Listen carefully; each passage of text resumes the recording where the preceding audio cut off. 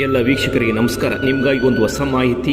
ಉಪನಿರ್ದೇಶಕರ ಕಚೇರಿ ಶಾಲಾ ಶಿಕ್ಷಣ ಇಲಾಖೆ ಪದವಿ ಪೂರ್ವ ಶಿಕ್ಷಣ ಇಲಾಖೆಯಿಂದ ಒಂದು ಆದೇಶವನ್ನು ಹೊರಡಿಸಿದೆ. 2024-25 ಶೈಕ್ಷಣಿಕ ಸಾಲಿಗಾಗಿ ಸರ್ಕಾರಿ ಪದವಿ ಪೂರ್ವ ಕಾಲೇಜುಗಳಲ್ಲಿ ಖಾಲಿರುವಂತಹ ಅತಿಥಿ ಉಪನ್ಯಾಸಕರ ನೇಮಕಕ್ಕೆ ಅರ್ಜಿಯನ್ನು ಕರೆಯಲಾಗಿದೆ. ಅರ್ಹ ಅಭ್ಯರ್ಥಿಗಳು ಖಾಲಿರುವಂತಹ ಕಾಲೇಜಿನ ಪ್ರಾಂಶುಪಾಲರಿಗೆ ನೇರವಾಗಿ ಅರ್ಜಿಯನ್ನು ನೀವು ಸಲ್ಲಿಸಬೇಕೆಂಬ ಮಾಹಿತಿಯನ್ನು ಪತ್ರಿಕಾ ಪ್ರಕಟಣೆಯಲ್ಲಿ ತಿಳಿಸಿದ್ದಾರೆ.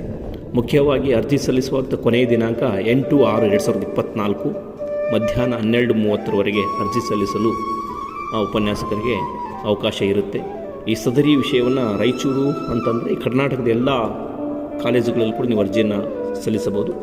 ಆ ಮಾಹಿತಿಯನ್ನು ಮುಖ್ಯವಾಗಿ ಉಪನಿರ್ದೇಶಕರ ಕಚೇರಿಯ ಸೂಚನಾ ಫಲಕದಲ್ಲಿ ಹಾಕಿರುತ್ತೆ. ಯಾವ ವಿಷಯಗಳಿಗೆ ನೀವು ಅರ್ಜಿಯನ್ನು ಸಲ್ಲಿಸಬಹುದು, ಯಾವ ಹುದ್ದೆಗಳು ಖಾಲಿ ಎಂಬುದನ್ನು ಉಪನಿರ್ದೇಶಕರ ಕಚೇರಿಯ ನೋಟಿಸ್ ಬೋರ್ಡ್ ಅಂದರೆ ಸೂಚನಾ ಫಲಕದಲ್ಲಿ ಹಾಕಿರುತ್ತೆ. ಅದನ್ನು ಗಮನಿಸಿ